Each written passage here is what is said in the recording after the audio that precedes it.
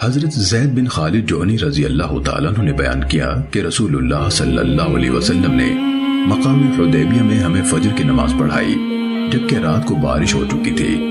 نماز سے فارغ ہونے کے بعد آپ صلی اللہ علیہ وسلم لوگوں کی طرف متوجہ ہوئے اور فرمایا، کیا تمہیں معلوم ہے کہ تمہارے رب نے کیا کہا ہے؟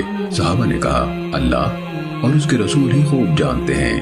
آپ نے فرمایا، اللہ تعالیٰ نے فرمایا ہے، میرے بندوں میں سے کچھ مجھ پر ایمان لائے ہیں اور کچھ کافر ہو گئے ہیں۔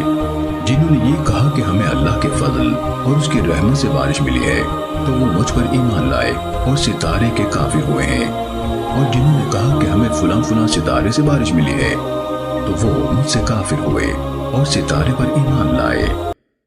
سنن ابو داود حدیث نمبر 3906۔